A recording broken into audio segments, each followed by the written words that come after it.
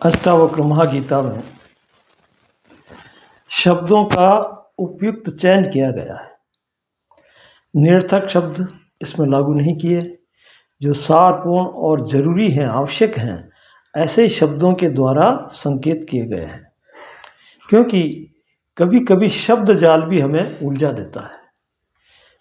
पांडित्य प्रदर्शन करने के लिए अनेक प्रकार से, अनेक तरह से उस बात को, उस विषय को गड्ढ-मड्ढ करके, चारों तरफ से घेर करके, उसमें उपमा अलंकार लगा करके जो बात पेश की जाती है, उसमें मन समझता नहीं है, बल्कि ज़्यादा उलझ जाता है और उसको कहानी की तरह याद करके और फिर कहना सुनना प्रारंभ कर देता है। समझ पर उसका ध्यान नहीं जाता, क्योंकि मन पहले से ही उलझा हुआ है। और फिर उनको शब्द जाल में अगर उलझा दिया जाए तो जाकर के दिग्भ्रांत हो जाता है, क्या सही है, क्या गलत है, क्या करूं, क्या न करूं, ऐसी उसकी स्थिति हो जाती है। तो अष्टावक्र महागीता सरल शब्दों में जहां उपयुक्त शब्द चाहिए उन्हीं का उपयोग करता हुआ बार बार उसको दोहराता नहीं है, बल्कि सीधा संकेत करता है, सीधा समझाता है और सरल शब्दों में, सरल भाषा में उपयुक्त शब्दों की जानकारी रखते हुए जो उन शब्दों पर सवार होकर के यदि मन वहाँ तक पहुँच जाए तो वही सार्थक है, वही समझ की सीमा तक पहुँचता है और उसको ग्रहण कर सकता है। नहीं तो शब्द जाल में अगर उलझ गया तो अधिकांश लोग आजकल पांडित्य प्रदर्शन करने के लिए शब्दों को का जाल बुनते हैं और उस जाल में मन वैसे फंसा हुआ ही है, थका हुआ ही है और उसमें उलझ जाता है। इस तरह से ही तो अनेक संप्रदाय खड़े हो गए, कोई क्या कह रहा है, कोई क्या कह रहा है, और उन बातों को बार बार दोहरा रहे हैं। दोहराने से मन बड़ा विक्षिप्त सा, कुछ भी उसको सूझ नहीं रहा है कि वो क्या करे क्या न करे। तो अष्टावक्र गीता सीधे साधे शब्दों में, सरल शब्दों में, छोटे छोटे श्लोकों द्वारा हमें इंगित करता है। इसमें ज़्यादा वर्णन करने की जरूरत नहीं है, बल्कि मन को इतना खुला रखना है कि एक इशारा कर दिया, उसके बाद में वो खुद उस तरफ गति कर सके, इतनी क्षमता उसमें रहे, इतनी ऊर्जा रहे कि उस ओर खुद चिंतन करके और बढ़ सके। तो आज हम 8वां प्रकरण लेते हैं अष्टावक्र महागीता का, और उसका पहला श्लोक है तथा बंधः यदा चित्तम। उसका चित्त बंधा हुआ है, किंचित वांछित सोचती, यानी कि जो विचार करता है, सोचता है, कुछ पाने के लिए दौड़ धूप करता है, इच्छाएं रखता है, वो चित्त बंधा हुआ है। किंचित मुच्यति घृणाति, किंचित हर्षति कुप्यति। कभी वो हर्ष को प्राप्त होता है, खुश होता है, कुछ मिल जाता है थोड़ा बहुत तो, और कभी नहीं मिलने पर जो है कुपित होता है, दुखी होता है, घबराता है, क्रोधित होता है। ये सीधा सा अर्थ है इसका।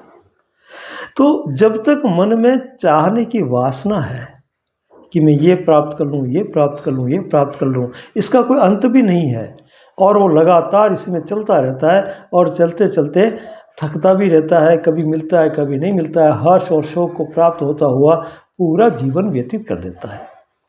तो वासना सहित मन, वासना को रखने वाला, चाह को रखने वाला मन कभी तृप्त नहीं हो सकता, दौड़ता ही रहता है और यही दुख का कारण है।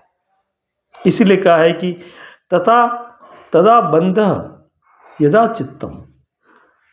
चित्त तभी बंधा हुआ है जब उसमें चाह है। एक संत ने अपनी भाषा में कहा है कि चाह सभी को खा गई, चाह सबन की पीर, पीर का मतलब पीड़ा, चाह सभी को खा गई, चाह सबन की पीर, जो चाह की फंकी करे सोई असल फकीर। मस्त वही है जो चाह की फंकी कर लेता है, चाह को खा जाता है। तो ऐसा अलमस्त व्यक्ति जो इन इच्छाओं को पार कर जाता है, अपने आप में स्थिर रहने के बाद ही इच्छाएं पार होती है। और जब तक हम वस्तुओं में हैं, दृश्यों में हैं, इच्छाओं में हैं, तब तक हम अपने आप में नहीं आ सकते, और अपने आप में आए बिना चाह से पार नहीं हो जाता। ये जो चाहना है, ये जो इच्छाएं हैं, ये हमें दौड़ा रही है, यही भटका रही है। इसमें सभी आ गए, चाहे गृहस्थ हो या सन्यासी हो। गृहस्थ भी चाह के अंदर ग्रसित है, और सन्यासी ने जो सन्यास ले लिया उस पर भी इस जगत की छाया है। वो भी जंगल में जा कर के महल बनाएगा, आश्रम बनाएगा, गौशाला खोलेगा, शिष्य और शिष्यों को जमघट इकट्ठा करेगा, लेना देना शुरू करेगा, भेंट पूजा लेगा। अनेक जो अतृप्त इच्छा उसके अंदर रह गई है उसको अपने उस ढंग से पूरा करेगा और संपत्ति इकट्ठी करेगा। क्योंकि मन की जो आदत है वो मन तो उसके साथ है ना, मन नहीं गया और मन की वासना भी नहीं गई। तो जब तक ये वासनाएं हैं, जब तक ये चाह है, तब तक चाहे कहीं भी चले जाओ, कुछ भी कर लो, आपको जो है वो निरंतर इस भगदड़ में, इस भीड़ में, इस दौड़ धूप में लगाए रखेगा, और यही दुख का कारण है।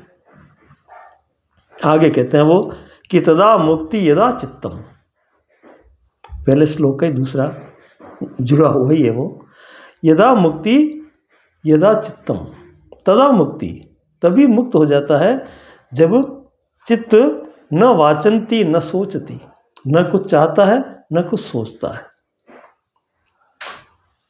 न मुच्यति न घृणाति न हर्षति न कुप्यति, न तो कुछ त्यागता है न कुछ घृण करता है, न हर्षित होता है न शोक को प्राप्त होता है, दुखी होता है। ऐसी स्थिति जब चित्त की हो जाती है तो जाकर के सब कल्मश दूर हो जाते हैं, सभी दुख दूर हो जाते हैं। फिर दुख पास फटकने तक नहीं पाते, क्योंकि उसका कोई आधार ही नहीं रखा अपन ने। दुख इन इच्छाओं के ऊपर आरूढ़ होकर के, इन पर सवार होकर के आते हैं। सुख भी इसी पर आता है। सुख दुख का जो है झमेला है, इसको निपटाने में, इसको ठीक करने में ही पूरा जीवन खटपट में बीत जाता है। लेकिन हम जो शांति है, जो स्थिरता है, उसको प्राप्त नहीं कर पाते। तो मन में कुछ भी नहीं होना, मन का खाली हो जाना ही वो स्थिति है, अपने आप की स्थिति है, जो बड़ी शांत और आनंदपूर्ण है। तो कहा भी है, 34 श्लोक है चर्चित, कि मन एवं मनुष्याणाम कारणम बंध मोक्षयोः, मन ही मनुष्य के बंधन और मुक्ति का कारण है। अब इससे बड़ा कारण कोई और नहीं हो सकता। मुक्ति और बंधन का जो कारण मन है, उससे अलग सभी कारण गौण है। सबसे बड़ा कारण है मन, और मन अगर खाली हो गया, खाली रह गया, इसके पास कुछ नहीं, सिर्फ मन ही रह गया, तो फिर जो भी इसमें लहर आएगी, जो भी इसमें घटित होगा, वो परम की तरफ से होगा और वो बड़ा आनंदित होगा। हमारा जो कचरा है, हमारे जो विकार है, हमारी जो विकृतियाँ, हमने उल जुल जो भर दिया है, उसको खाली करना जरूरी है। खाली होकर के फिर अन्य की आशा भी नहीं करनी है। आशा किसकी करेंगे? हम जो खाली किया उसी की तो आशा करेंगे। लेकिन जो खाली कर चुके, जिन्होंने हमें बहुत सताया, बहुत दुख दिया, बहुत हमें घबराहट में डाल करके पूरे जीवन को धूमिल कर दिया, पूरे जीवन को दुखी कर दिया, ऐसी चाह को, ऐसी इच्छाओं को, ऐसी विकृतियों को, ऐसी वासनाओं को निकाल दिया जाए। क्या काम की वो जो हमें दुखी कर रही है? ऐसा खाली मन जब कहीं होता है तो अपने आप में मुक्त होता है। अब कोई कारण नहीं रहा उसको दुखी करने का, सुखी करने का, उसको विचलित करने का, विक्षेपित करने का, तो वो अपने आप में स्वतः शांत सुखा है ना, स्वतः सुखा है, खुद अपने आप में सुखी है, खुद अपने आप में मस्त है, कि उसको चाहिए नहीं, है ना।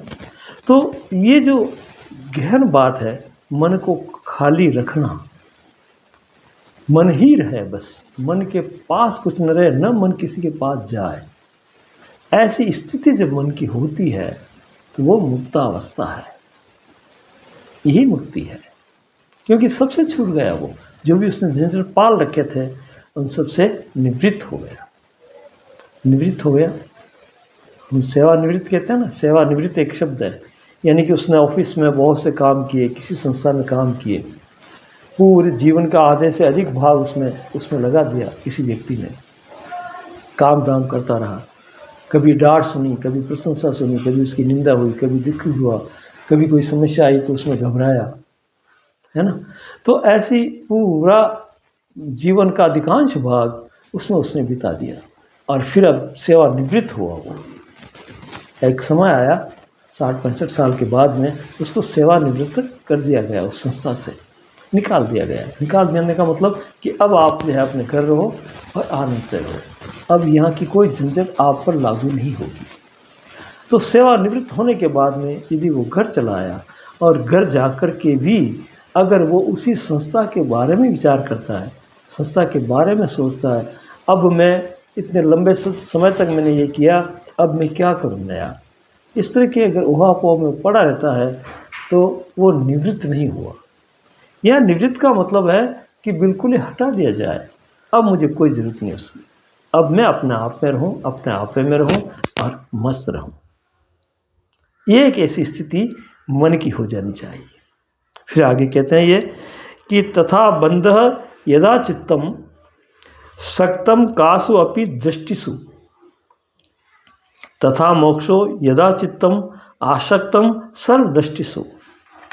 मन का प्रपंच में लगना, बंधन तथा आत्मा में हो रहना ही मुक्ति है।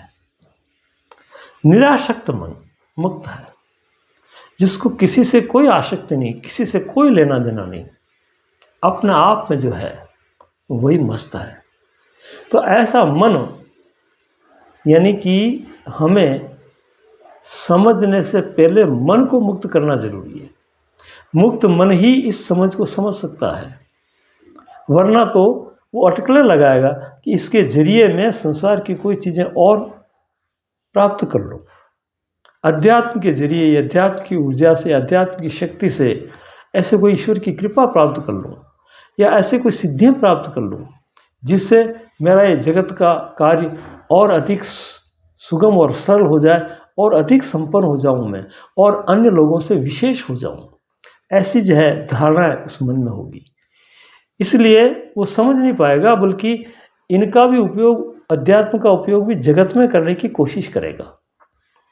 अपनी मान बढ़ाई चाहेगा, कुछ कह करके कुछ लोगों की भीड़ इकट्ठी करेगा, प्रशंसा चाहेगा, ज़्यादा बोलेगा और ऐसा प्रदर्शन करेगा कि मैं ज़्यादा जानता हूँ, और ऐसा भ्रम भी पाल लेगा कि मुझ में कोई विशेष शक्ति है, मैं समझ गया हूँ, मैं ज्ञानी हो गया हूँ, मैं गुरु हूँ, मैं सबसे बड़ा हूँ। इस तरह की जो है अभिमान को और बढ़ाएगा वो, और विकार उसमें ज़्यादा बढ़ते जाएंगे और जो समझ आनी चाहिए वास्तविक वो नहीं आएगी, क्योंकि मन तो खाली हुआ ही नहीं, मन तो भरा का भरा है। तो उस भार को लेकर के वो ढोता रहेगा और इस भ्रम में जीता रहेगा कि मैं कुछ जान गया हूँ, जबकि कुछ नहीं जाना है। ऐसी हालत उसकी हो जाएगी। तो इन सब बातों से हमें सावधान करते हुए इस अष्टावक्र महागीता में संकेत दिया जा रहा है कि मन में किसी प्रकार की कोई चीज़ न रहे, मन मन ही रहे, बस स्वतः अपने आप में रहे। ये जो स्थिति जिसकी है तो उसको कोई विचलित नहीं कर सकता, क्योंकि विचलित करने के लिए दूसरा कोई उपक्रम चाहिए, और ऐसा उपक्रम मन ने पाल नहीं रखा है, तो बड़ा मस्त हो जाता है।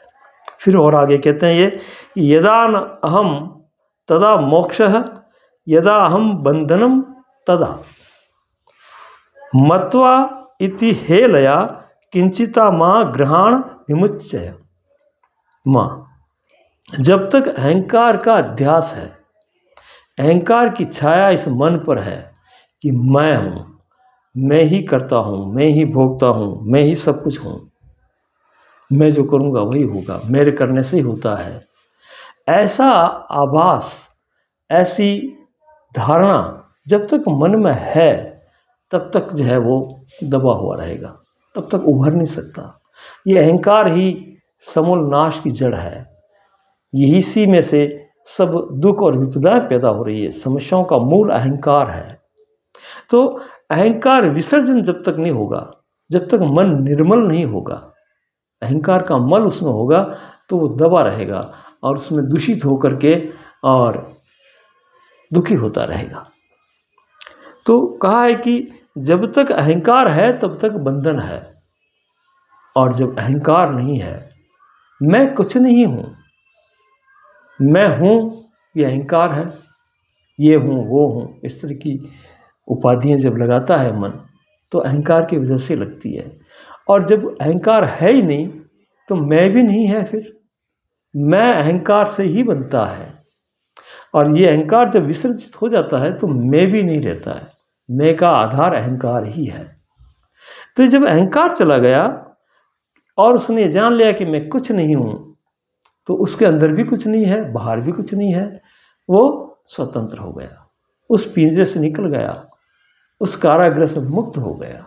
जो अहंकार का कारागृह था उससे मन मुक्त हो गया, और ऐसा निरअहंकारी मन ही वास्तव में उससे ओतप्रोत होता है, जो परम है, सच्चिदानंद घन है, जिससे सब कुछ चल रहा है, उसके साथ हो जाता है, उसके साथ जीता है।